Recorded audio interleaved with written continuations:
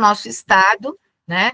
Não é segredo para ninguém que o foco maior sempre foi drogaria, farmácia de manipulação ou laboratório de análises clínicas. Fiquem à vontade em perguntar o que vocês quiserem aqui pelo chat. A Soraya vai me parando, né? E a gente vai conversando. Por isso que eu falei, eu acho que um bate-papo fica muito mais leve. Doutora, eu só ia apresentar a senhora, mas a senhora já se apresentou, né? Eu ia falar um pouquinho da sua história. Me perdoa, Soraya. Mas está tudo certo. Então, para quem está entrando agora, só a doutora Albina Ramalho, ela é farmacêutica formada pela Universidade de Cuiabá, ela é especialista em cosmetologia, manipulação alopática magistral, farmácia estética e homeopatia pela Arayuga, é mestre em biociências pela FANUT, UFMT, ela é doutora em ciências com ênfase em clínica médica, neurociências pela FMC Unicamp e pós-doutora pela mesma instituição. Atua como coordenadora das especializações na área de estética do Instituto Arayuga, além de ser professora em cursos de pós-graduação no Brasil e no exterior.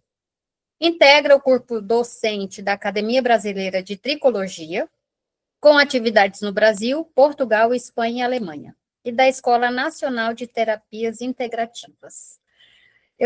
A senhora já tinha dito, mas como alguns colegas entraram agora, então, com vocês, doutora Albina, é uma honra ter a senhora aqui conosco. Doutora Cristina, se a senhora quiser dar alguma palavra, o doutor José Ricardo, também nosso conselheiro federal, está aberto para vocês darem uma palavra e aí a gente começa esse bate-papo com a doutora Albina. Doutor Zé Ricardo, por favor, pode fazer uso da palavra, depois eu...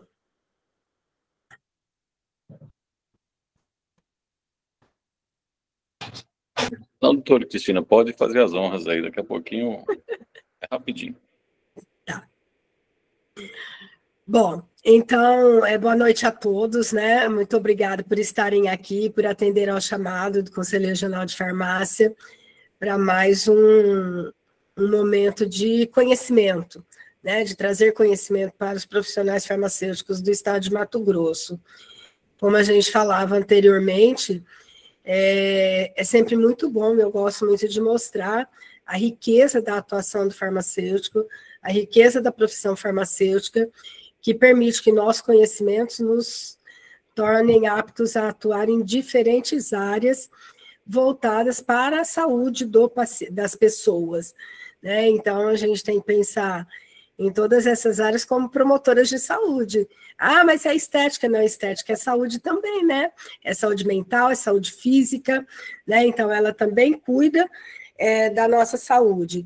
E eu acho muito bom ver essas experiências e esses profissionais que vão atrás e que encontram outras áreas de atuação e passam a servir de exemplo para quem tem um pouquinho mais de medo de ousar, tem um pouquinho mais de medo de sair da carreira tradicional da nossa profissão. Então, com essas novas áreas, a gente vê a expansão da profissão farmacêutica. A Albina, realmente, eu tive o prazer de conhecê-la como docente, né? E ela, minha aluna, lá no final do curso, no último ano, em análises clínicas, que era a minha área de atuação e a área que eu mais atuei na docência. Sempre uma pessoa que se destacou, sempre uma pessoa esforçada, empreendedora, e isso levou a estar onde hoje ela está. Como ela mesma disse, não foi fácil, né? Muitos obstáculos, muitas dificuldades, muitas coisas a superar, mas isso torna as conquistas mais agradáveis, né? E mais recompensadoras de todos os nossos esforços. Então, dentro desse intuito, né, desse objetivo de apresentar diferentes áreas de atuação do farmacêutico para os nossos colegas, é que nós convidamos a doutora Albina para falar sobre a tricologia, que aqui em nosso estado não é uma habilitação tão difundida, né? A gente ainda não tem um número grande de profissionais, mas tem um campo muito vasto para ser explorado e ocupado por esses profissionais. Então, por isso, a importância, né, de trazer esse tema e com uma pessoa da competência da doutora Albina para isso. Eu quero agradecer a presença especialmente, né, do doutor Zé Ricardo Amadil, nosso conselheiro federal, que muito tem nos auxiliado junto com o CFF para que esses nossos eventos ocorram. A participação da doutora Donata, nossa conselheira e professora, também, e que atua na área estética, né? Uma atuação também bastante expressiva nessa área. E doutora Daniela, nossa conselheira, diretora tesoureira, e todos os outros profissionais. Estou vendo aqui Lucielbe, uma ex-aluna minha também, um abraço. Lucas Muck, lá de Sinop, que está sempre presente nos nossos eventos. Muito obrigada também, Lucas, pela presença. E vamos aproveitar ao máximo o conhecimento da doutora Albina nessa noite, pessoal. Muito obrigada. E agora eu passo a palavra, se o doutor Zé Ricardo quiser falar alguma coisa, a palavra é sua, conselheiro. Boa noite, pessoal, tudo jóia? Primeiramente, eu gostaria de salientar a nossa conselheira, a doutora Donata, gostaria de agradecer imensamente a nossa presidente, doutora Cristina, que muito nos auxilia na divulgação, né, e do trabalho, tanto do Conselho Federal como também do Conselho Regional. Gostaria de agradecer imensamente a presença e o convite, né, da Albina. A Albina, já tive também a oportunidade de ter ela como aluna, depois ter ela como colega de trabalho, né, isso, e laborando ombro a ombro na educação, e agora está aí despontando, né, em outras áreas, em áreas inéditas, assim, regulamentadas pelo Conselho Federal de Farmácia, que torna extremamente importante para compartilhar com os outros colegas que existe, né, outros campos de atuação que você é capaz, você consegue fazer. É claro que nós temos enfrentamentos, porque são áreas cinzentas da profissão farmacêutica, e como são áreas cinzentas, a gente vai enfrentar outras profissões, né, que também não concordam com a nossa atuação, mas pelo Conselho Federal de Farmácia é uma área regulamentada, inclusive agora o especialista pode solicitar o seu RQE para estar atuando também, uma das 3 primeiras áreas, né, a farmácia clínica, a estética e agora a tricologia, né, e aí o Conselho vem abrindo novos horizontes e novas possibilidades para o profissional farmacêutico atuar, né. Agradeço a presença de todos vocês, né, e principalmente a nossa estrela da noite, que veio compartilhar sua experiência, né, com a tricologia aí, que é a Albina. Então, não vou me delongar. Albina, a palavra é contigo, entendeu? Gostaria imensamente, eu tenho certeza que você vai incentivar esses novos colegas aí em novas áreas de atuação aí, e a gente está contente com você sendo uma das ícones, né, dessas novas áreas da profissão farmacêutica. Beleza? Muito obrigada mais uma vez pelo convite. Pode falar, Zé. Não, fica tranquilo que a estrela da noite é você. A gente só ia te agradecer mesmo. Obrigado aí pela oportunidade e pela palavra, professora Cristina, nossa presidente. E aí eu passo a palavra agora à Albina, que é ela que vai nos falar conosco hoje. Tá bom? Para mim, uma gratidão, como eu estava falando antes, imensa. É um prazer muito, muito grande mesmo poder estar aqui junto de vocês, pelo Conselho Regional do Mato Grosso, o qual tenho tanto orgulho de pertencer. Como eu estava contando para todo mundo, eu continuo inscrita no Conselho e ativa no Conselho Regional do Mato Grosso, mesmo morando em São Paulo, hoje morando e atuando em São Paulo também. Então, Cristina tinha feito Então, sim, fui aluna de Zé Ricardo, pupila de Zé Ricardo. Quem é aluno mais jovem de José Ricardo não conheceu José Ricardo como era na juventude, meu professor Carrasco, mas que eu adorava. Né? Para mim, sempre um professor sensacional. Né? Aprendi muito do que eu nunca mais esqueci sobre drogaria, farmacologia com José Ricardo, né? Então, para mim é muito especial poder estar aqui. Foi muito especial toda a jornada que eu tive a honra de fazer ao lado dele, quanto colega, enquanto eu fui docente da Universidade de Cuiabá, que também sempre tive muito orgulho em representar, em fazer parte. Então, muito obrigada por todo esse tempo juntos, Zé. Para mim sempre foi sensacional, desde aluna até hoje. Então, Cristina tinha feito uma colocação, né, sobre as áreas de atuação. Então, desde 2013, o Conselho Federal de Farmácia nos possibilitou um leque novo, oportunidades novas de trabalho, com a publicação da resolução da farmácia clínica, a 585 e a 586, e depois, e também com a publicação da resolução da farmácia estética.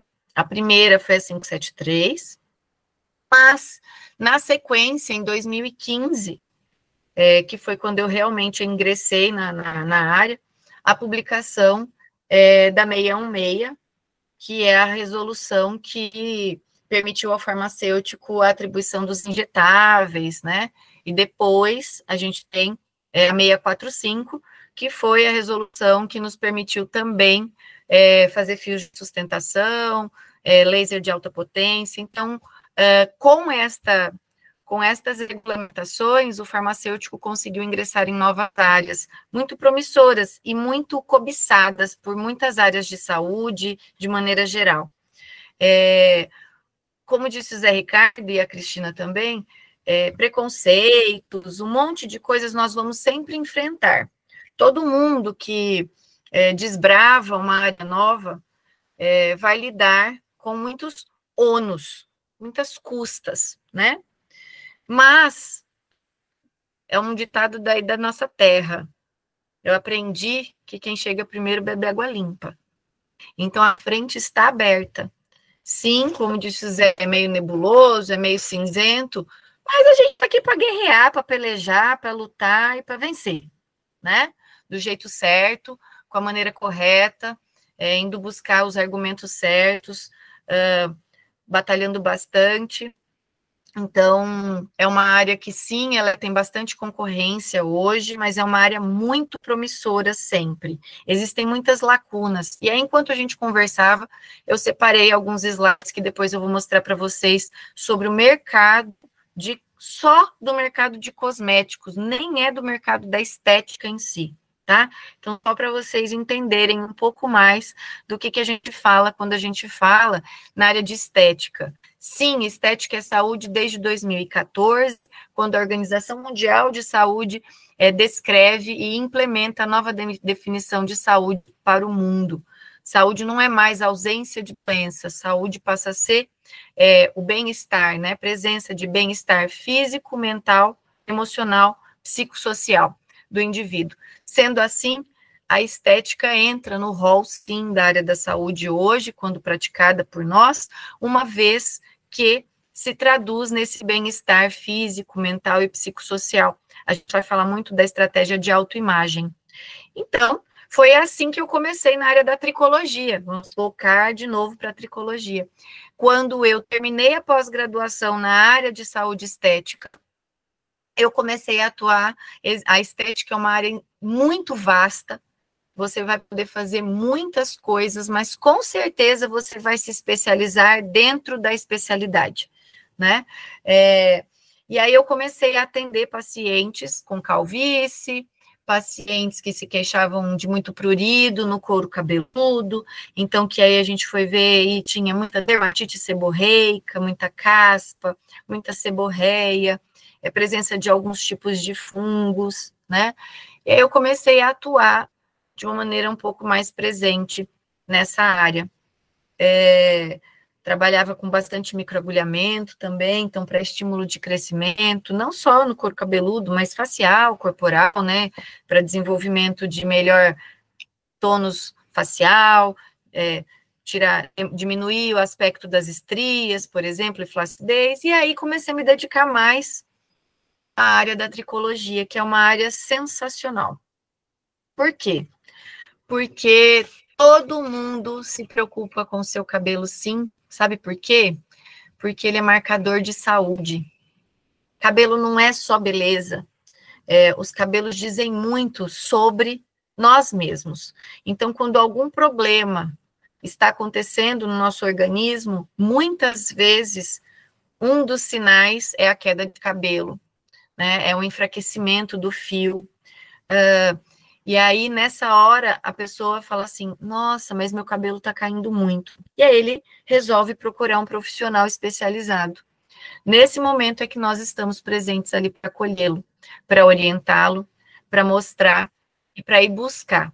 Nós não com esta área, então eu atuo na área desde 2016, né, quando terminei a pós-graduação, e desde 2023, o Conselho Federal de Farmácia criou uma área específica, que é a tricologia, as atribuições do profissional farmacêutico em tricologia.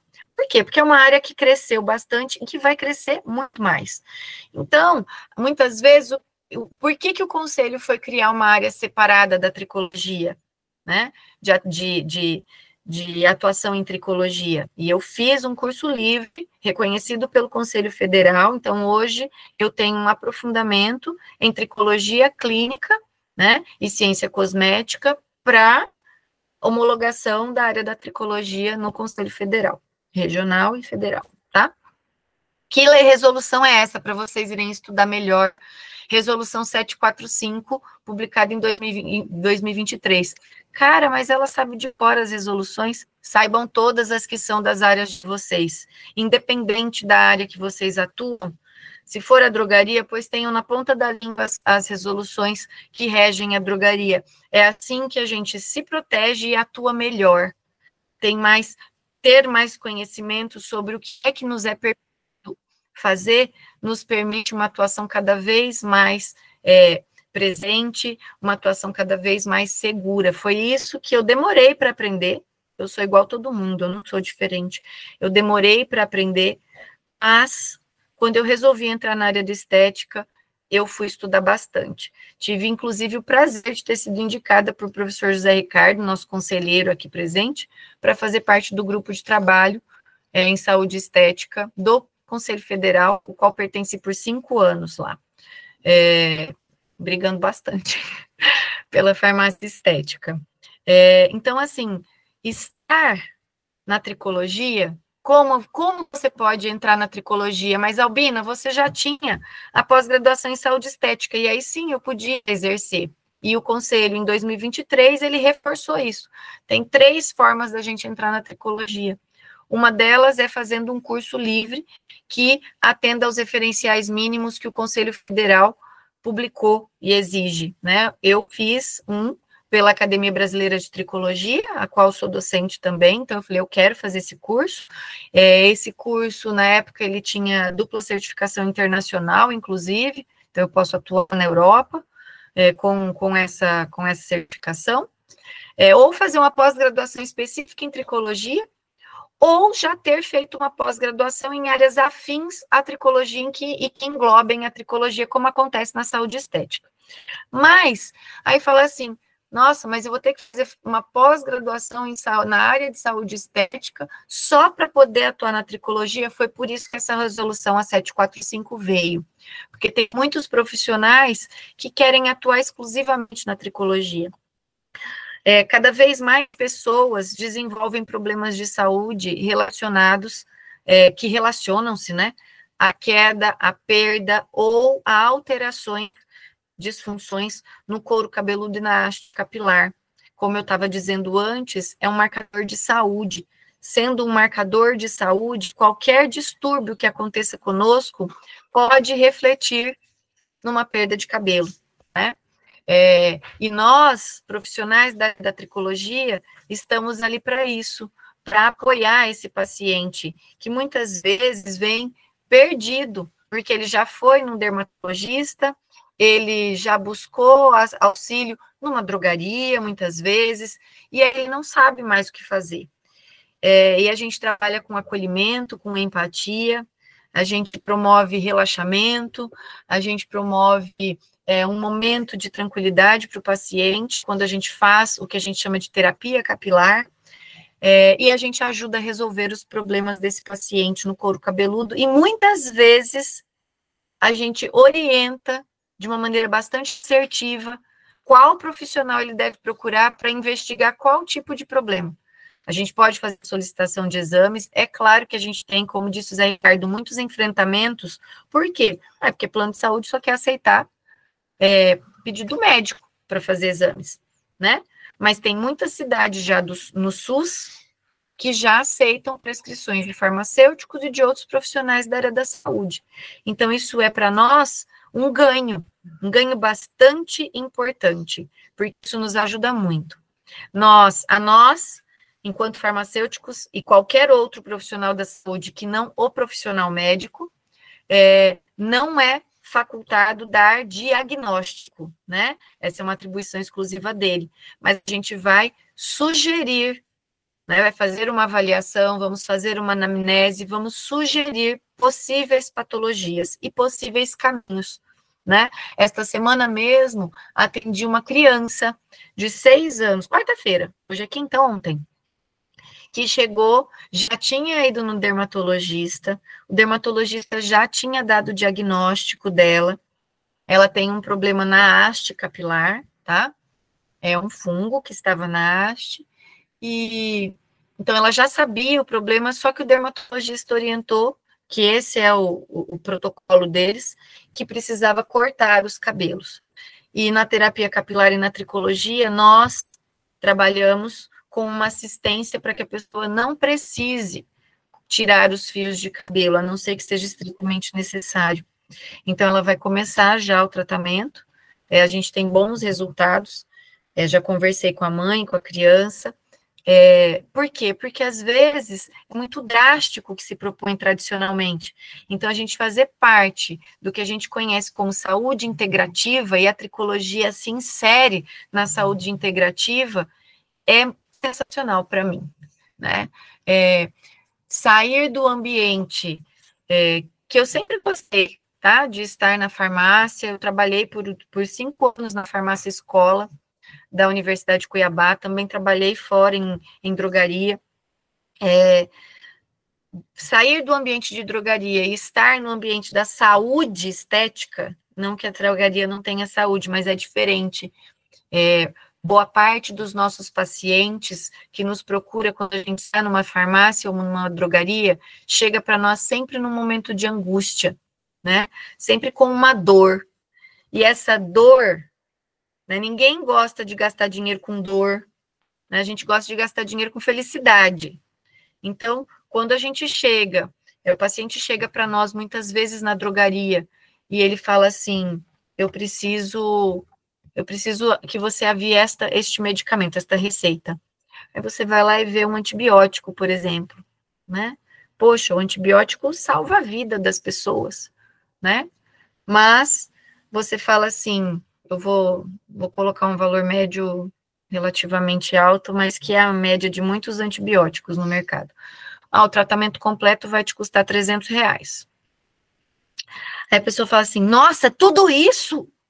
Que absurdo! Nossa, muito caro, tem desconto, tem isso, tem... Nossa, e sai de lá revoltado por ter gasto R$300, por exemplo, ou 400, que seja, com aquele antibiótico, que salva a vida dele, do filho dele, da mãe dele, né? Mas ele sai com dor de ter gasto esse dinheiro. Trabalhar com a saúde estética, com a tricologia, com a terapia capilar, nos possibilita mudar o eixo, mudar o lado, né? E aí a pessoa vem te procurar porque ela quer ficar mais bonita, mais feliz, quer buscar mais autoestima. Então, quando você fala para ela o que ela precisa fazer e oferta o que você julga necessário fazer, a pergunta muda. Aí a pergunta passa a ser assim, é pesado para mim, mas você divide? Então a gente muda, a gente passa a trabalhar com a alegria das pessoas e não com a dor. Então esse é um ponto que a saúde estética e que a tricologia nos permite.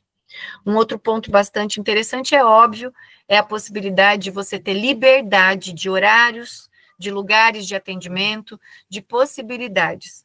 Então, desde 2013, com o advento da farmácia clínica e da farmácia estética, e agora da tricologia, desta área mais recente, nós, profissionais, podemos ter liberdade de escolher Se eu trabalho de manhã, se eu trabalho à tarde, se eu trabalho à noite, se eu não trabalho no sábado, se eu quero atender no domingo, né? E eu não tenho mais que bater ponto, digamos assim, das 8 às 8, das 8 às 6, das 9 às 7, eu não tenho mais que bater ponto. Então, isso nos permite liberdade. E sim, hoje eu sou uma profissional extremamente livre, tanto que eu posso ir ministrar aulas fora, e eu não me preocupo mais com essa necessidade da presencialidade 100% do tempo. Por quê? Porque você só vai ao consultório quando você tem paciente.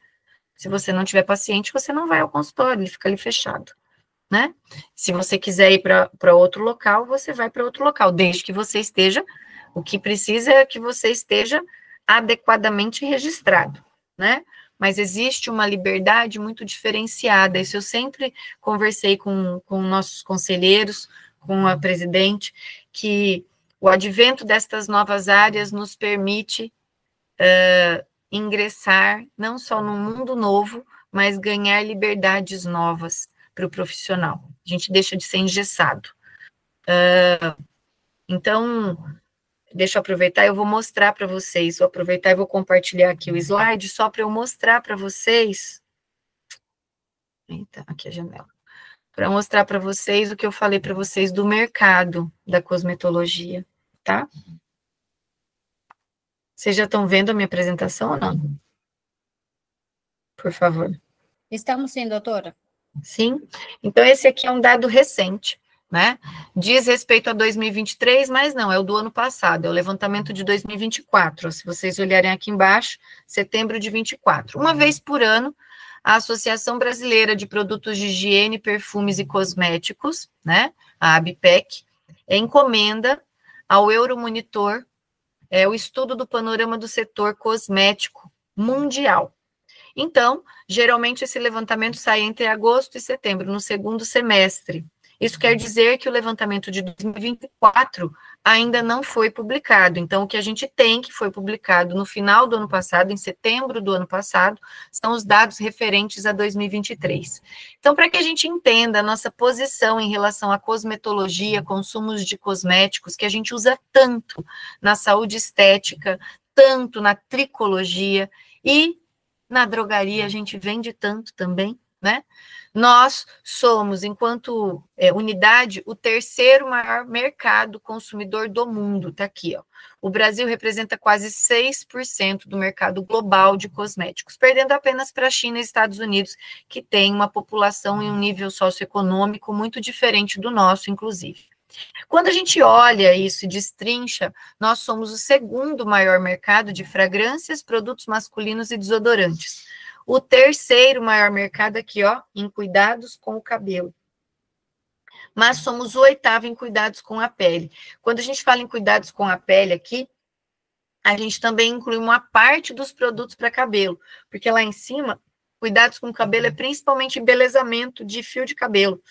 E quando a gente fala em cuidados com a pele, inclui-se também couro cabeludo, não só face e corpo, tá? E aí a gente vai entender os distúrbios de couro cabeludo. Então, somos só o oitavo mercado. Isso mostra que a gente tem uma potencialidade gigante para crescer aqui, ó. Porque se somos o terceiro maior mercado do mundo consumidor, ainda somos só o oitavo maior mercado do mundo em cuidados com a pele. Então, ainda temos muito para crescer. Tá? Por isso, né, queria mostrar isso aqui para vocês e para que entendam que sim, a gente tem uma mina de ouro na mão, né? Se a gente souber explorá-la, souber se qualificar para ir buscar os resultados, a gente vai encontrar, tá? Então, dentro da América Latina, nós respondemos por quase 50%, 43,6% do mercado todo da América Latina. Todos os outros países juntos é que respondem por 56%. Então, só para que todo mundo tenha clareza, o mercado é gigante e é maravilhoso. E aí, a tricologia é uma ciência, né? E ela estuda cabelos e couro cabeludo, incluindo toda a sua estrutura, folículo piloso, fio de cabelo, couro cabeludo, então pele do couro cabeludo, e as alterações que vão acontecer nessas estruturas. Então, quando a gente fala nesta área, a gente vai falar muito de autoimagem, de autoestima, e é isso que a gente também trabalha com os nossos pacientes. E é muito legal, porque o cabelo sempre fez parte da história da humanidade, né? Eu coloquei aqui, puxei rapidinho aqui para vocês, eu não ia fazer apresentação, né? Mas eu puxei rapidinho porque eu falei, acho que vai contextualizar bem a importância da tricologia. Nós valorizamos muito, mesmo quem diz que não valoriza os cabelos, valoriza muito, né? Diz que não valoriza até perdê-los. Quando começa a perdê-los, começa a valorizá-los. Então, a gente vem aí de uma história lá desde o Egito, em que os egípcios raspavam os cabelos e usavam perucas feitas de cabelo humano ou carneiro, ou ainda de cavalo, tingido em azul escuro, aquele preto, ficava quase preto, né? Aquele preto azulado. Depois, quando a gente caminha e vai até a Grécia, por exemplo, os cabelos eram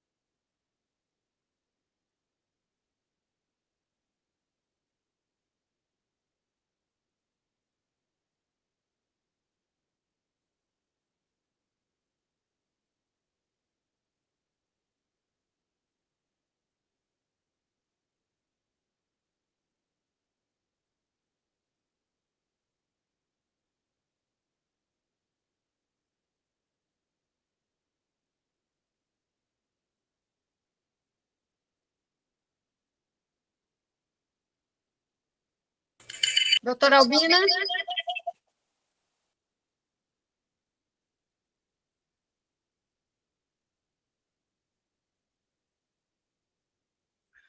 Doutora Albina, a senhora está me ouvindo? Acho que a liga que caiu ou travou.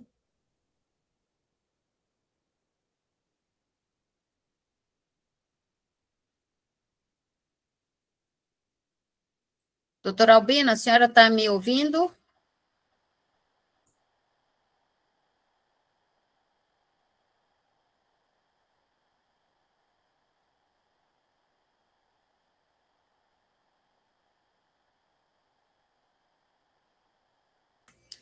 Doutora Cristina, a senhora me ouve ou não? Sim, Soraya, estou ouvindo. Acho que é a doutora Albina que caiu.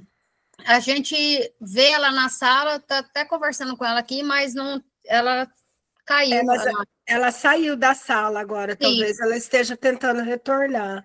Tá ok. Peço desculpa a todos e já estamos resolvendo esse problema.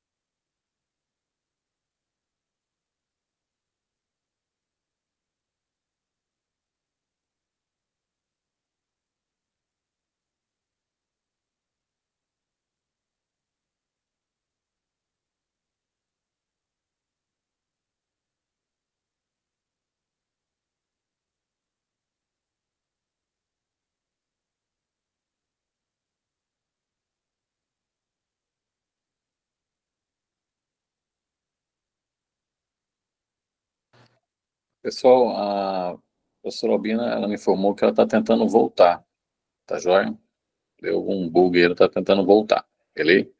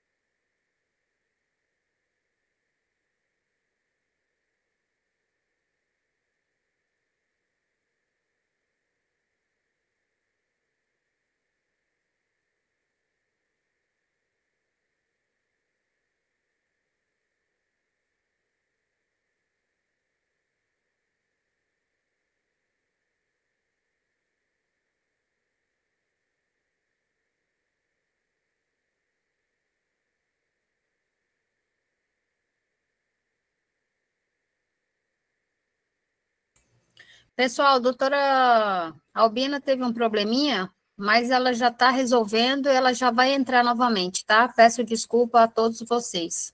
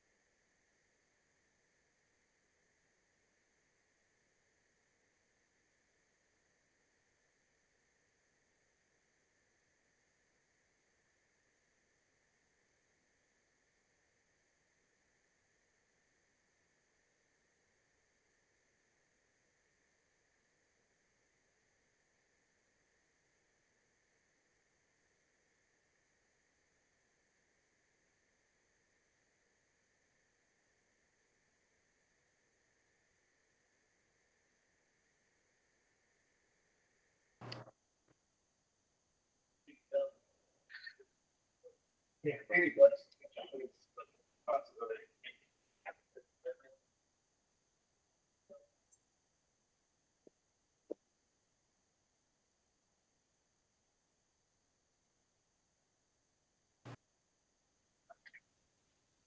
pessoal, enquanto a Albina não chega, eu gostaria só de aproveitar a oportunidade e informar que nós vamos estar tendo amanhã um curso de injetáveis em Cuiabá, ministrado pelo Dr. Alexandre e pelo Dr. Edinaldo, né? Curso de capacitação básica de administração parenteral de medicamentos, vai ser realizado na Universidade de Cuiabá. E ainda aproveitando a oportunidade e informar que, em função da muita demanda do curso, nós vamos colocar também uma lista de espera, tá certo? Então, para o colega que ainda gostaria de se capacitar ou gostaria de se aperfeiçoar, ele está em aberto essa lista de espera para a gente estar oportunizando aí novas turmas também, tá bem? Então, fica aí o convite a todos vocês que o desejarem ou conheçam algum colega que queira se capacitar, tá bem?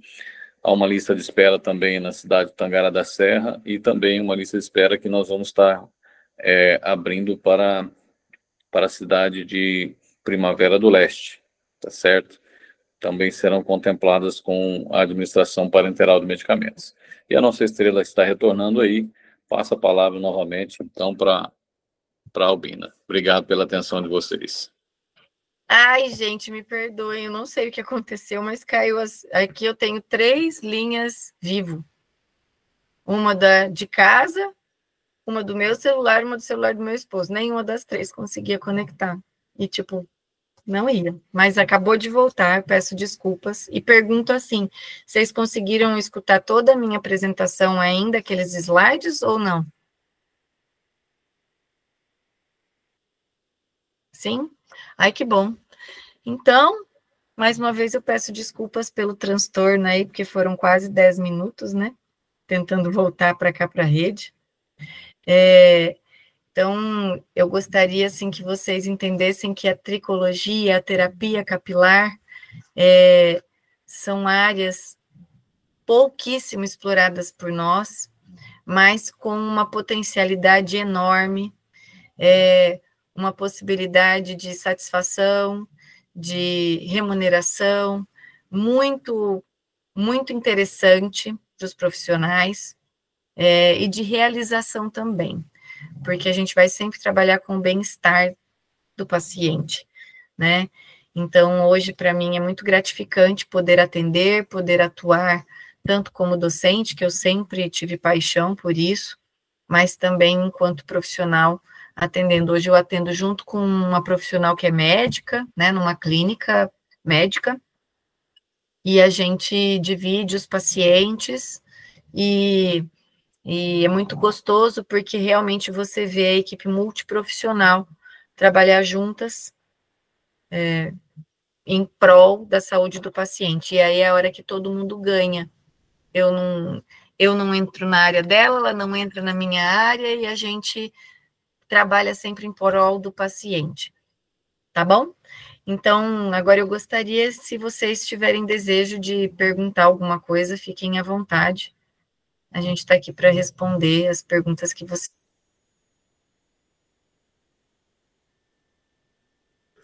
Albina, acho que ela travou de novo. Se tiverem as curiosidades.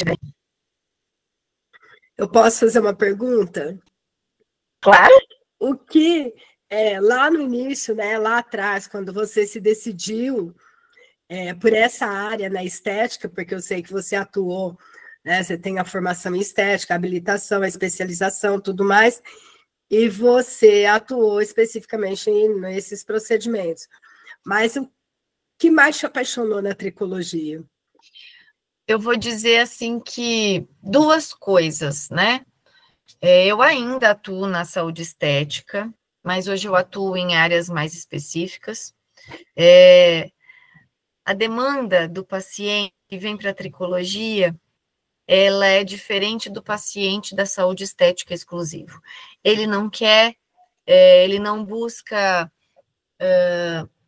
um reconhecimento que eu falo assim, de tornar-se uma estrela ou ficar lindo demais, não é isso que ele busca. Então, ele busca o cuidado da saúde realmente. A gente tem muitos pacientes que vêm depois de alta do médico de ter tratado câncer, depois com muitas, diversas patologias autoimunes, por exemplo. Então, eu me aproximo muito mais da área de saúde especificamente do que do embelezamento. E eu tive oportunidade, na verdade, assim, um pouco de tudo foi, eu fui, acho que foi uma construção meio natural.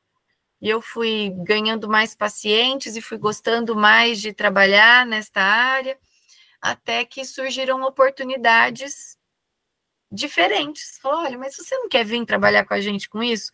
E aí eu falei, claro que eu quero, né? Eu também, essa, Cristina, é uma coisa que eu também falo para todo mundo. Eu costumo dizer, eu não gosto de negar desafios, eu gosto de desafios. Eu gosto de oportunidades, eu geralmente as abraço.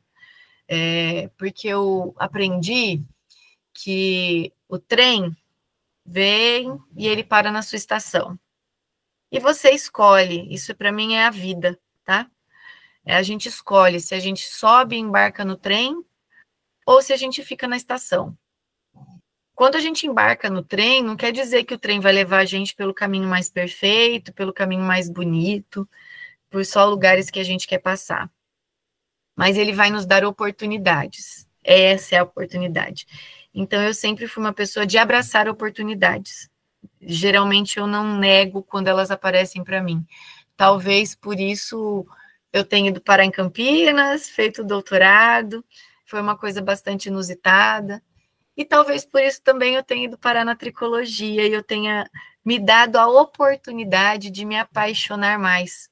Porque cuidar de pacientes na tricologia, eu já fazia desde que eu atuava na farmácia de manipulação, né? Muitos pacientes chegavam para a gente com queixas ou vinham de tratamentos, às vezes, mal sucedidos, com outros profissionais, e a gente sempre apoiava, mas era um lugar diferente. Hoje eu estou num lugar que eu consigo abraçar os pacientes que eu tenho, do mesmo jeito que eu abraçava na minha trajetória inicial de farmacêutica, lá da farmacêutica Albina da farmácia de manipulação, e eu consigo abraçar o paciente pela clínica, vindo pela saúde estética, buscando mais beleza, buscando mais cuidado, buscando mais saúde. Eu acho que foi isso que foi aos poucos me fascinando e me fascina pelas áreas que eu atuo hoje, né? Tanto na área, como eu disse, eu ainda tenho alguns procedimentos que eu faço na área de saúde estética. Eu trabalho bastante com microagulhamento, com uma parte de bioestimuladores, mas o meu foco hoje realmente é muito mais a tricologia, e cada vez mais, né? E eu acho que foi meio natural, foi buscando ali um desenrolar, foi meio natural.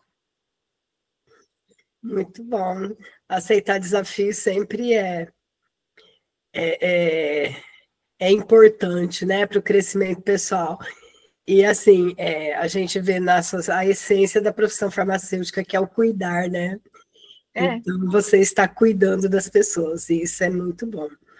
Pessoal, quem quiser aí fazer alguma pergunta para a doutora Albina, fique à vontade, pode abrir sua câmera, pode falar, que a gente tem um tempinho aí com ela para podermos conversar um pouco aí, trocar ideias e experiências com ela. Por favor, não se sintam acanhados. Pode perguntar que eu não tenho problema de responder. Para quem quer começar na tricologia, qual o caminho? Para quem quer começar, como eu falei mais cedo, né, tem 3 grandes caminhos. Tem um caminho que geralmente é um pouco mais rápido, que são os cursos livres, né? Procure sempre um curso livre que seja homologado pelo Conselho de Farmácia, pelo Conselho Federal, porque isso vai te dar mais respaldo para atuar como farmacêutico na área da tricologia, vai te permitir trabalhar de uma maneira mais completa, incluindo os injetáveis, né? tudo que o profissional farmacêutico tem de rol da profissão, a gente vai poder trabalhar. Se você quiser um aprofundamento maior, e aí eu não estou dizendo que se você for por um curso livre, você não vai buscar, porque você vai buscar mais aprofundamento, é natural do profissional. Um bom profissional precisa se atualizar sempre, continuamente, né?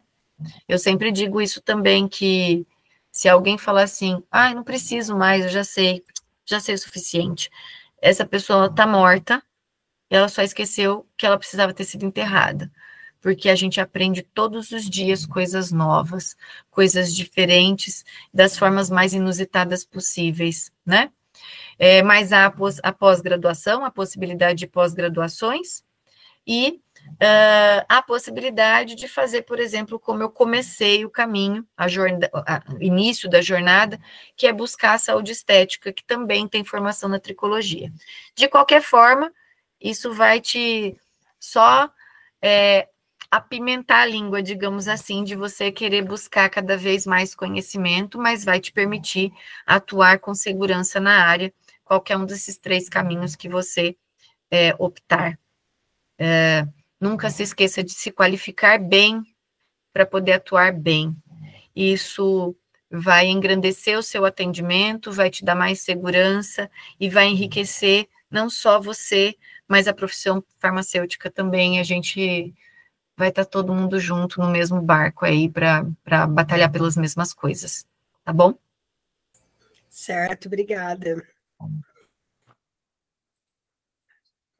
Só vamos deixar para a Albina também uma perguntinha assim. Albina, é importante se qualificar, sim, mas eu gostaria que você falasse um pouquinho no sentido assim, vou buscar uma qualificação para a nova área, mas eu preciso também ter os critérios mínimos, né, requisitados pelo Conselho Federal. Eu gostaria que você falasse um pouquinho disso aí.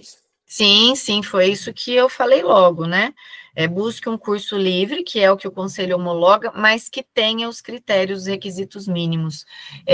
Existe um mínimo de carga horária, busque, então, a resolução 745, ela é uma resolução super curtinha, bem simples de ler, lá consta os requisitos mínimos, a quantidade de carga horária tem que ter no mínimo 120 horas o curso, tem que estar homologado, cadastrado direitinho no Conselho Federal, dessas 120 horas, 40 pelo menos tem que ser de atividades práticas e pelo menos 80 de atividades teóricas.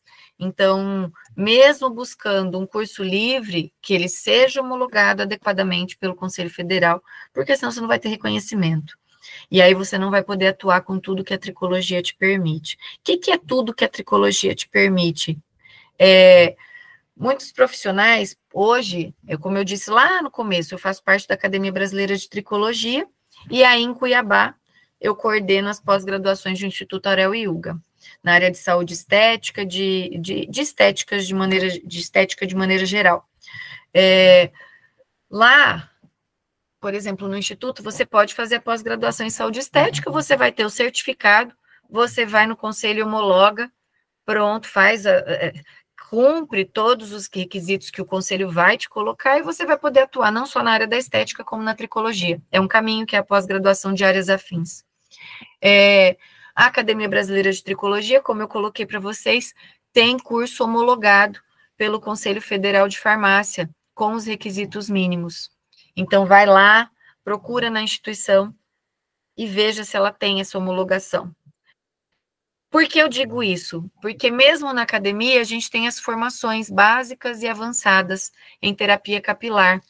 E aí, quando você faz esses cursos, são cursos que te dão uma bagagem gigante, uma possibilidade de formação para a profissão, né, de atuação, porém, essa primeira parte não é homologada pelo Conselho Federal. O curso de tricologia clínica é que é.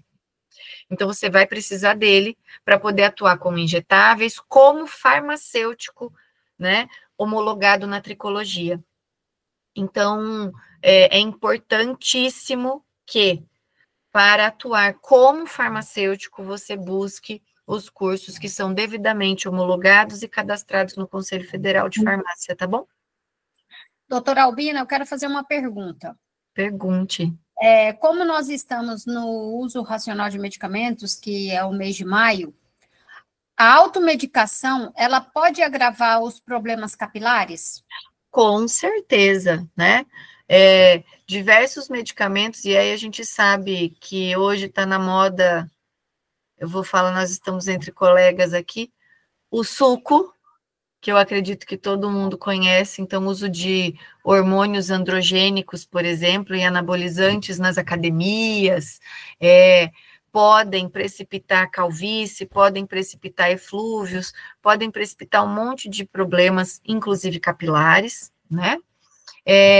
Medicamentos, por exemplo, usados indiscriminadamente, como muitos antidepressivos, muitos ansiolíticos, também precipitam quedas de cabelo, eflúvio telógeno, muitos medicamentos à base, por exemplo,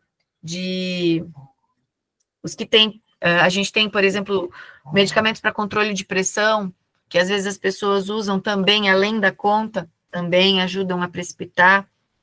As estatinas da vida também ajudam a precipitar queda de cabelo, então existe um rol de categorias de medicamentos que precipitam distúrbios, né, capilares. Por isso, usar racionalmente o medicamento, né, e nós, enquanto farmacêuticos, orientarmos esse uso corretamente, é essencial para o cuidado geral em saúde, inclusive do couro cabeludo e da fibra capilar. E o farmacêutico, ele pode montar um protocolo de tratamento capilar individualizado? Sempre, né? A gente não faz protocolo padrão. Cada paciente é único. Ele traz consigo uma genética e uma epigenética únicos. Então, hábitos de vida que são únicos, tudo isso junto vai refletir na saúde capilar. Então, nessa hora, a gente precisa arquitetar tudo isso junto, entendendo os tipos de distúrbios. Aí vou falar igual meu professor falava, a fisiopatologia da doença, para entender como é que a gente consegue intervir da melhor forma possível para apoiar aquele paciente. Então, tudo isso é único. Então, cada procedimento que a gente executa e elabora uma sequência de tratamento é único, totalmente individualizado, né? Não dá para você fazer sua receita de bolo e pronto, e acabou, tá? Tá. Mais uma perguntinha, então, aqui. Já que o pessoal não está perguntando. O uso excessivo de boné ou chapéu, ele piora a queda de cabelo? Pode piorar a queda de cabelo, pode. Aí precisa ser avaliado como é que está sendo o uso, porque, sim, pode precipitar ou acelerar ou agravar, né, alguns problemas capilares, não só de queda de cabelo, mas também, por exemplo, a própria seborreia, alguns tipos de foliculites, tudo isso pode ser agravado com o uso indiscriminado ou incorreto de bonés, asepsias incorretas de capacetes, não só bonés, mas capacetes também, faixas em mulheres, turbantes, etc. E quais são os mitos mais comuns sobre queda de cabelo que você encontrou no dia a dia, doutora? Lavar muito cabelo faz cair mais cabelo? Não faz cair mais cabelo, né?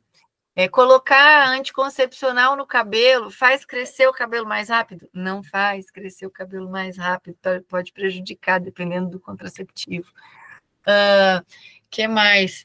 E se eu colocar um alecrim dentro do meu shampoo, vai nascer mais cabelo? Você pode prejudicar o produto e aí, consequentemente, aí você vai mexer em dois lugares ruins. Você pode diminuir a eficácia do produto, porque você vai diminuir a meia-vida, o shelf-life, né, o tempo de prateleira do produto, e você pode prejudicar o couro cabeludo, porque o produto vai estar alterado, e aí, ao invés de fazer bem, pode trazer algum agravamento em outros distúrbios ou no mesmo distúrbio que você tenha. Então, tem bastante coisa, bastante polêmica. Se quiserem perguntar das polêmicas que vocês já escutaram, pode perguntar também.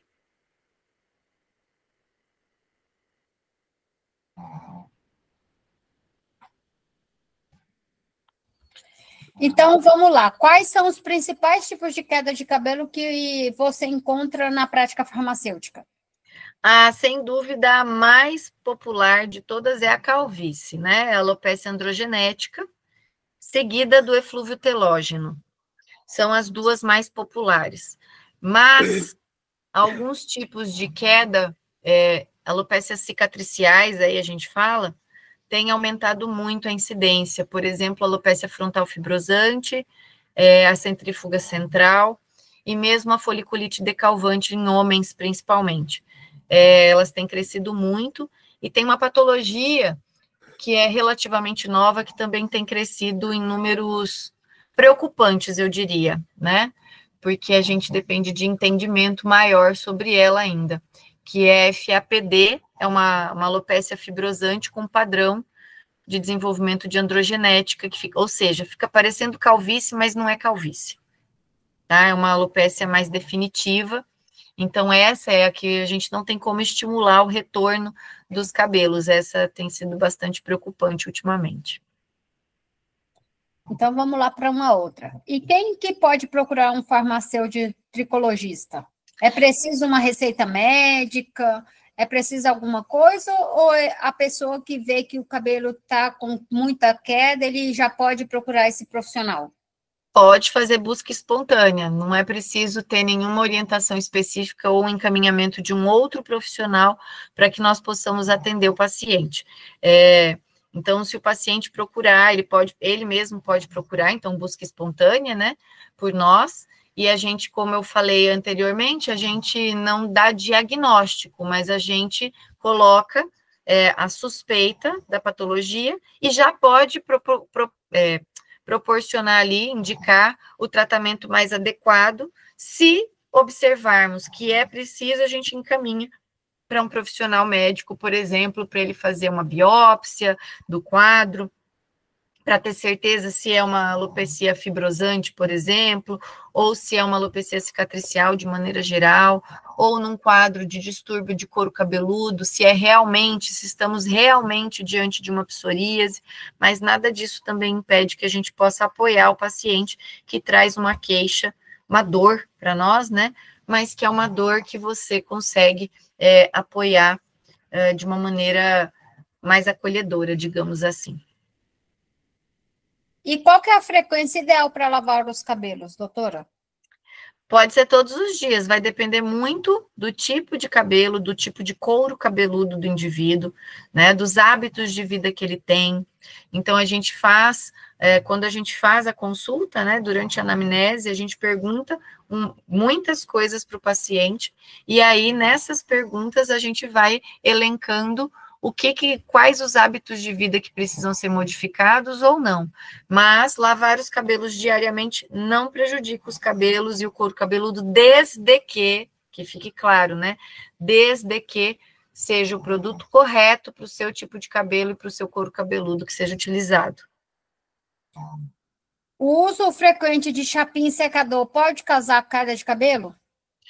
Pode causar muitas coisas, inclusive queda de cabelo, né? Uso frequente de chapinha e secadores, especialmente da forma que a gente vê, meio indiscriminado, inclusive na temperatura muito elevada, pode provocar até ruptura do fio de cabelo, né? Se estiver muito próximo do couro cabeludo, é comum que as pessoas queimem o couro cabeludo. É comum também, então a gente vê, se tiver queimadura, pode ter um processo cicatricial e naquele ponto não nasce mais cabelo. Então, sim, o cabelo fica mais frágil, pode ocorrer mudança de cor do fio, porque começa a queimar realmente o cabelo, então ele começa a mudar de cor às vezes, tá bom? Tem bastante alteração. E a última pergunta que eu quero fazer, porque assim, eu sei que muitas pessoas perguntam, e quais são os cuidados indicados no pós-parto para evitar a queda capilar? Procurar um profissional farmacêutico tricologista, especialista em tricologia. O que a gente tem que fazer? Primeiro, o quanto antes, eu falei sério na hora do procurar o profissional, por quê? Para buscar as orientações mais pertinentes ao momento em que essa mulher está vivenciando. porque não é uma situação muito simples. Tem muitas mulheres que têm, por exemplo, depressão pós-parto, isso vai influenciar numa queda mais rápida do cabelo ou não, né? Tem o próprio parto. Isso é uma observação, um mito, né? Anestesia não faz cair cabelo, nunca fez cair cabelo. O que faz cair o cabelo é o processo cirúrgico, por exemplo, ou mesmo o parto, né? Se a gente for parar para pensar, o parto é como se fosse uma agressão grande ao organismo, né? É uma mudança muito grande que acontece no organismo materno, aquela mulher. Tem o aleitamento, a mulher não dorme, né? Então é uma mudança muito grande, fisiológica, no corpo dela. É muito impacto, são muitos impactos de uma vez só. E isso precipita o eflúvio telógeno. A começar porque durante a gestação inteira ela teve estrogênio e progesterona elevados, e esses dois, essa dupla, especialmente a presença de estrogênio durante a gestação, essa dupla faz com que os cabelos permaneçam mais tempo em fase anágena. E aí é natural que com o pós-parto, né, vai começar a baixar de novo, concentração de estrogênio e progesterona para os níveis considerados normais, e a prolactina que sobe no final do terceiro trimestre, e aí ela alcança picos logo no pós-parto, né, por conta da amamentação. Então, nessa situação, a prolactina vai estimular a queda de cabelo. Então, sim, a gente precisa acompanhar mais de perto, por isso eu disse que é interessante procurar o profissional. Para quê? Para a gente orientar o shampoo, o condicionador, o tônico mais adequado, então o tratamento tópico mais adequado, observar que tipos de suplementos essa mulher está tomando, se interfere, se não interfere com a amamentação, com a lactação. Então a gente precisa observar um pouco mais de perto. Mas geralmente minhas pacientes, eu estou inclusive com uma paciente de pós-parto, né? Os bebês dela agora vão fazer 4 meses, e a gente vem acompanhando desde que ela teve bebê, a gente vem acompanhando com tratamento tópico, cuidado bastante da alimentação, junto com o ginecologista dela, e aí ela já está tomando suplemento para diminuir, né, para minimizar essa queda, tá? A Andressa tem uma pergunta. Andressa, pode fazer sua pergunta. Boa noite, doutora. Boa noite. Eu gostaria de saber quais são os tratamentos mais usados, mais eficazes hoje em dia para alopecia androgenética ou para calvície masculina. Tá. Hoje a gente tem, quando eu falei algumas vezes aqui na terapia capilar, um paciente com alopecia androgenética, ele precisa entender que não existe um tratamento definitivo, né? Ele é um paciente para o resto da vida, porque é um problema genético. Então, por mais que a gente procure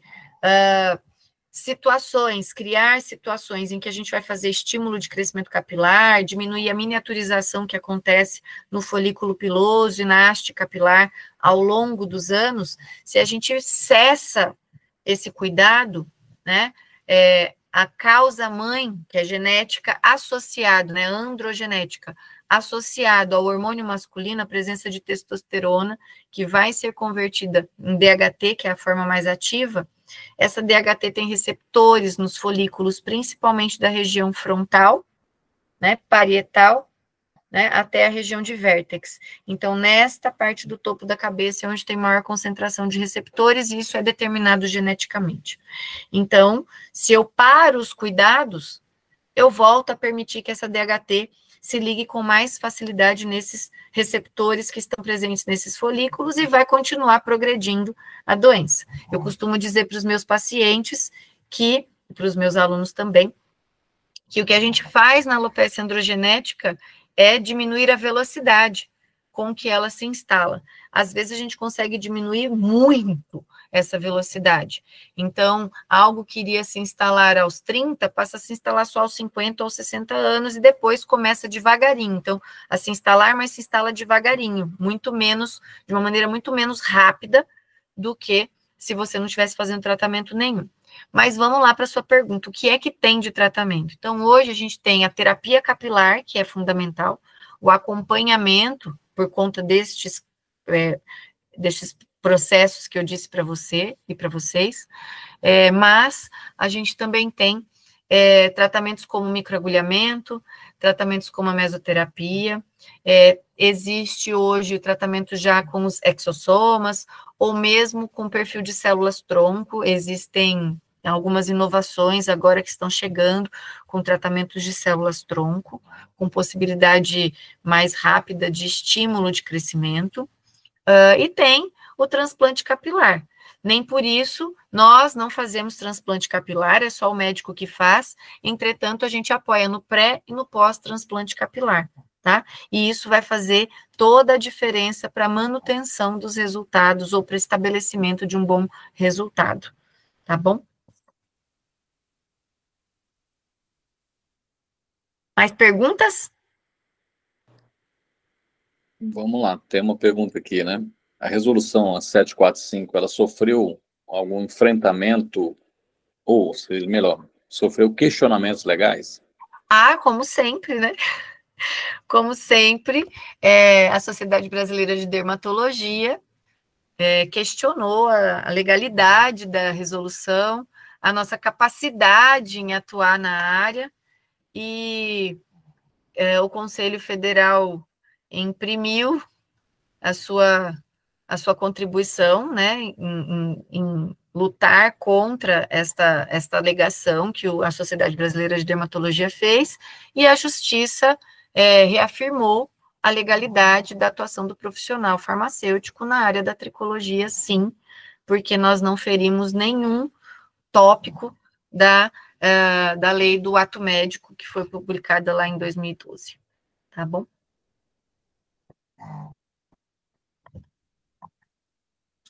Tem uma pergunta aqui.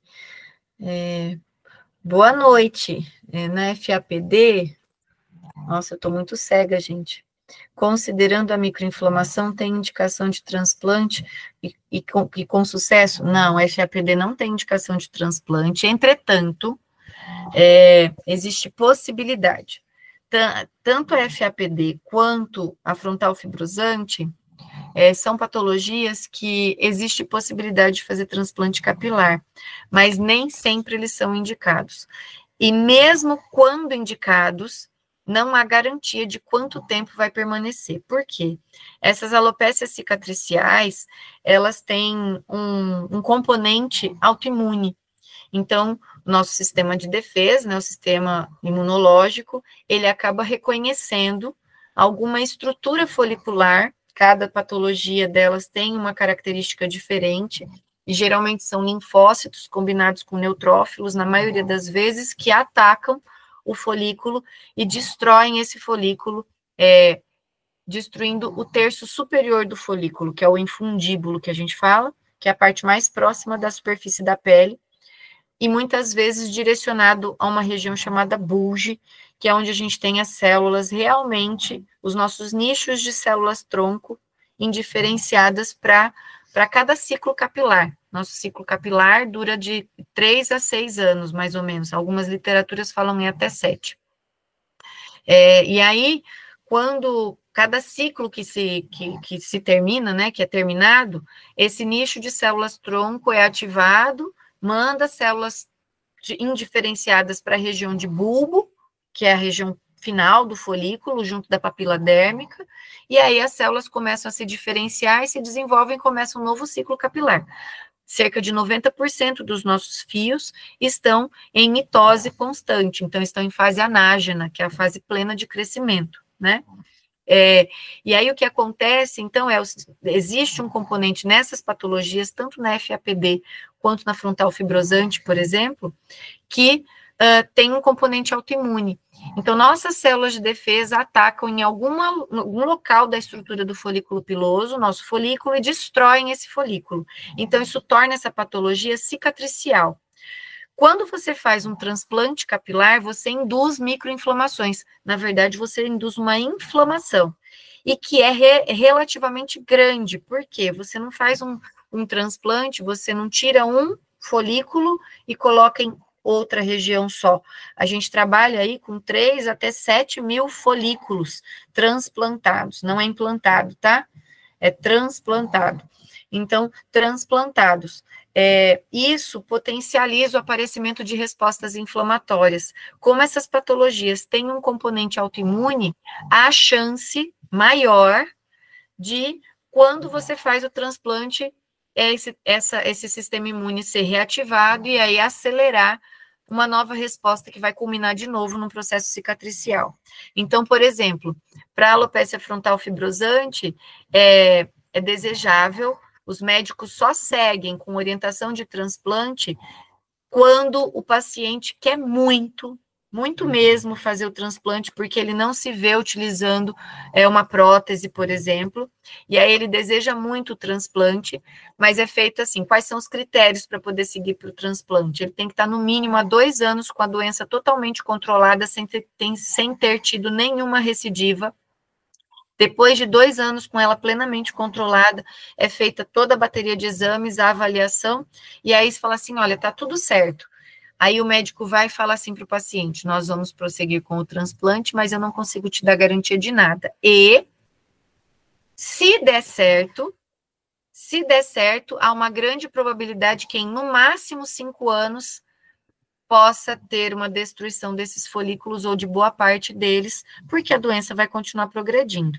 Então, no nosso papel, nós não podemos fazer transplante, o nosso papel para as alopécias cicatriciais, assim como o do médico, é apoiar na investigação, para melhorar o conhecimento sobre, mas apoiar no controle. Então, é tentar ao máximo diminuir, minimizar o processo de reação do sistema imunológico frente aos folículos, a destruição provocada por esses folículos. Na tricologia, a gente chama isso de fazer uma terapia com acalmia, é sempre buscar acalmia. Então, cuidar ao máximo com equipamentos, laser terapia, alta frequência, microcorrentes, de forma a que a gente consiga minimizar as respostas inflamatórias. Cosméticos específicos, esse é o nosso papel nessas patologias, tá bem? Doutora, a gente sabe que é muito falado sobre o minoxidil, né? E como que ele age no folículo piloso e quais são os cuidados no uso manipulado? Eu sou uma profissional meio anti-minoxidil, tá? Eu acho que a gente tem tanto conhecimento sobre tantos ativos diferentes, não há por que a gente prescrever minoxidil, até porque ele é medicamento, e aí a gente não deve prescrever medicamentos que deveriam ser só de uso específico, né? Sim. Mas o minoxidil, ele é um produto que é um uso off-label, o que a gente faz na tricologia é uso off-label, ele é um medicamento utilizado para o cuidado de patologias cardiovasculares, e foi descoberto que ele fazia uma grande vasodilatação, isso apoiava no tratamento dessas disfunções em que ele era realmente indicado, e que por provocar vasodilatação, também provocava uma vasodilatação na região dos folículos pilosos, especialmente capilares. E aí as pessoas começaram, não só capilares, do couro cabeludo, mas capilares, quando eu falo capilares, geral, de pelos terminais, e aí as pessoas começaram a relatar para os seus médicos que, o meu cabelo está crescendo mais do que crescia, a minha sobrancelha cresceu mais, eu estou com mais pelos em lugares que eu não tinha antes. Então, essa vasodilatação melhora muito a micronutrição, o microambiente do folículo. Então, ao chegar um aporte sanguíneo maior, chega um aporte de nutrientes maior também, e isso faz com que as células permaneçam por mais tempo em proliferação, então estende um pouco a fase anágena e melhora a qualidade do fio que foi produzido, tá? Cuidados, existem contraindicações para minoxidil, tem pacientes que sofrem de alguns tipos de cefaleia, principalmente as causadas por vasodilatação. Zé Ricardo, se eu falei o nome errado, por favor, você me corrija, tá bom? E aí, quando provocado por vasodilatação, muitas vezes o paciente tem queixa e ele não consegue continuar o tratamento, e aí é contraindicado, porque não adianta nada você ter um vasodilatador que melhora o aporte sanguíneo, mas a pessoa vai passar com dor de cabeça o dia inteiro, Então, aí nesse caso tem uma contraindicação grande, é para parada mesmo do tratamento. Outros cuidados o minoxidil, ele tem sua plenitude de atividade no máximo em 3 anos. Depois disso, ele não continua promovendo o mesmo ritmo de atividade. Por isso é interessante, se quem quiser começar com ele, começa com ele, mas depois troca para outros ativos, e aí tem que ter um cuidado nessa troca por conta do efeito shedding que pode acontecer, que é uma queda brusca de cabelos, tá bom? A última pergunta que eu tenho para fazer para a senhora é: a deficiência de ferro ou vitamina D pode impactar na saúde dos fios? E como identificar isso clinicamente? Pode impactar bastante. Ferro, né? Existe um tipo de anemia, que é a anemia ferropriva, né?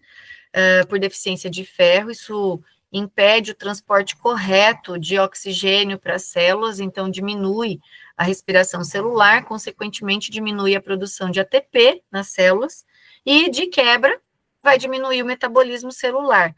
Então, você vai estimular um encurtamento de fase anágena e um aumento de fase telógena nos fios, prolongando o período que a gente fica sem fio no ósteo folicular, no folículo piloso. Essa patologia a gente chama de eflúvio telógeno, né? Então, acelera o aparecimento de doenças como o eflúvio telógeno, a falta de ferro. Já a de vitamina D, ela pode ter 2 caminhos. Um é seguir pelo eflúvio telógeno, porque falta de nutrientes geralmente culminam com queda de cabelo, que é o eflúvio telógeno, mas a falta de vitamina D, ela é uma vitamina que auxilia bastante na regulação de uma boa resposta imunológica.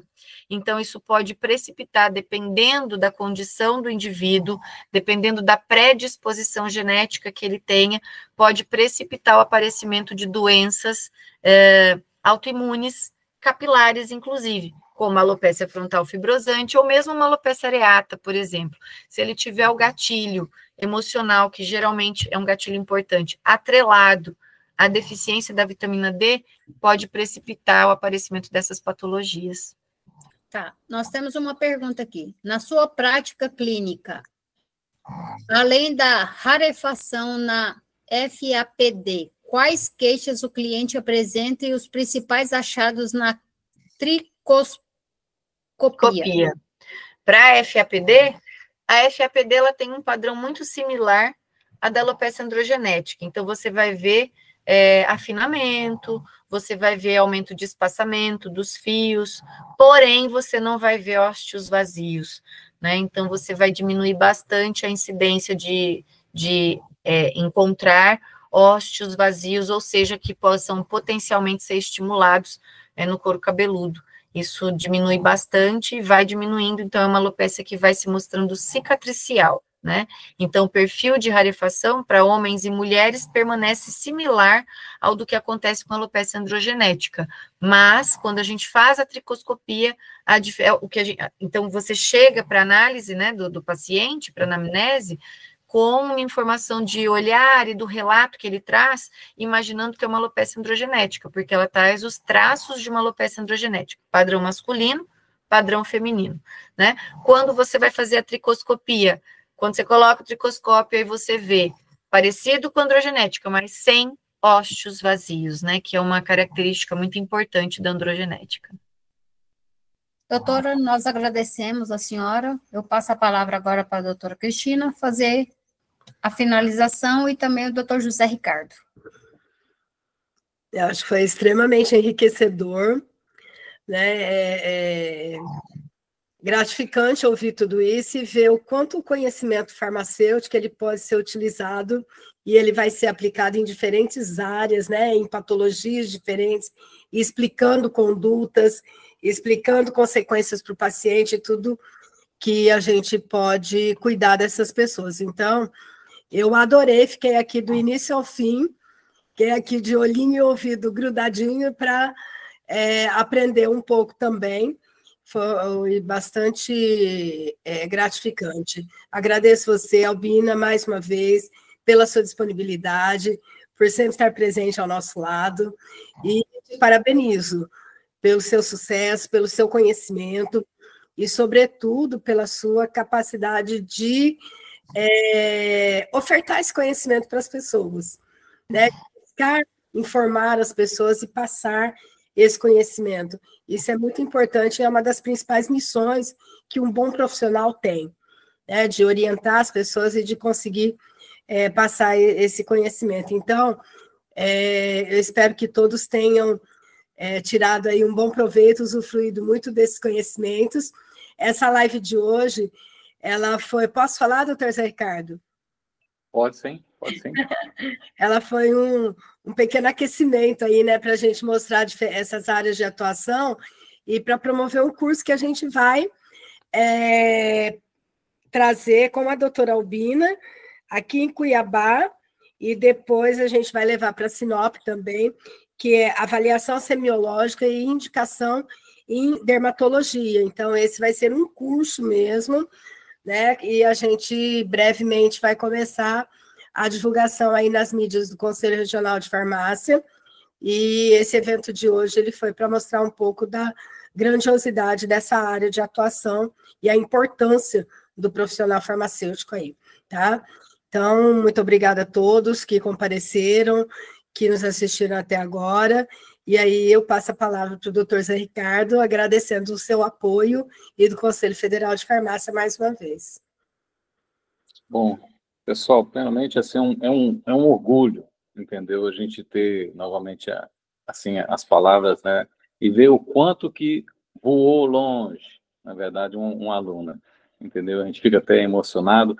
Gostaria de agradecer a organização do Conselho Regional de Farmácia, gostaria de agradecer os servidores também, né, na pessoa da Soraya, a nossa conselheira também presente, a conselheira Donata, e, sobretudo, a participação de todos os colegas farmacêuticos aqui, porque isso aí vai ficar gravado, né, e posteriormente o pessoal pode estar assistindo.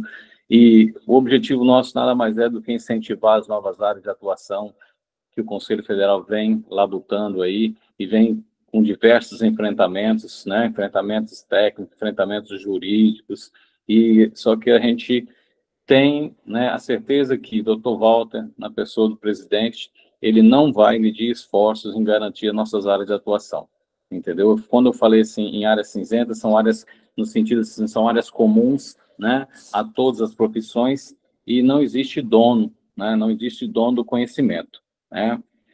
O seu limite é o seu conhecimento. Eu sempre falei isso aí para os alunos e sempre falo. Então, por isso, a gente está sempre tendo que se capacitar no seu dia a dia.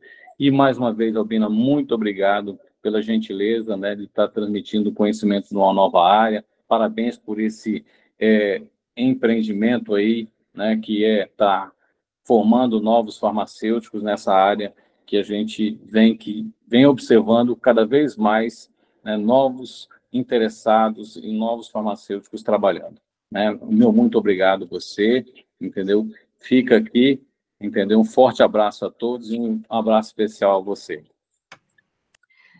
Eu agradeço mais uma vez o convite na sua pessoa, na pessoa da Cristina, né? Doutora Cristina, doutor José Ricardo, do Conselho Regional de Farmácia do Mato Grosso.